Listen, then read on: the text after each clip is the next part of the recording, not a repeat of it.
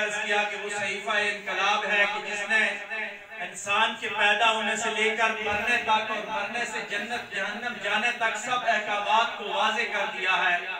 कुरान मजीद हमें ये सबक देता है कि जहाँ जहाँ भी कुरान मजीद ने अल्लाह और अपने प्यारे नबी सल्लल्लाहु अलैहि वसल्लम के हुकूक बयान किए तो साथ ही वालिदैन के हुकूक बयान किए। और आका अलैहिस्सलाम ने तो बात को मुकम्मल फरमाया कि आका अलैहिस्सलाम ने एक दफा सहाबा के मजमे से पूछा कि मेरे सहाबा, आप जानते हो कि शिर्क के बाद सबसे बड़ा गुनाह क्या है? तो सहाबा इकराम ने अर्ज की कि या रसूल अल्लाह सल्लल्लाहु अलैहि वसल्लम, आप ही बेहतर जानते हैं। आप अलैहिस्सलाम ने फरमाया कि मेरे सहाबा, शिर्क के बाद सबसे बड़ा गुनाह ये गुनाह है कि औलाद को वालिदैन बुलाएं और औलाद ये क्या करना आए कि मेरे पास वक्त नहीं है।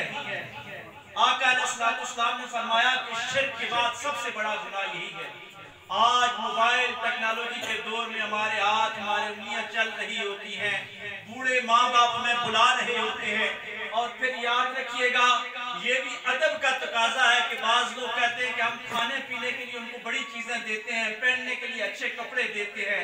लेकिन मैंने पहले भी किसी महफिल में अल्लामा जलालुद्दीन सयूती रहमतुल्लाह अलैह के हवाले से ये बात अर्ज की थी कि एक बंदा अपनी वालिदा की कब्र पे जाता था, हर जुमरात को जाके सूरह यासीन पढ़ा करता था। तो वालिदा एक दिन ख्वाब में आई, कहा बेटा सूरह यासीन ना पढ़ा करो, पहले जाके थोड़ी देर वैसे ही खड़े हो जाया करो कदमों की तरफ।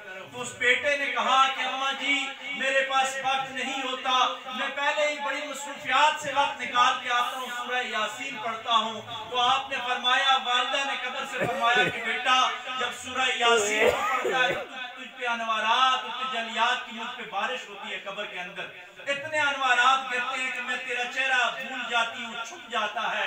तू कुछ भी ना पढ़ा कर, थोड़ी देर वैसे ही आके मेरी कब्र पे खड़ा हो जाया कर, मैं तुझे देख के कब्र में मेरा कलेजा ठंडा हो जाता है।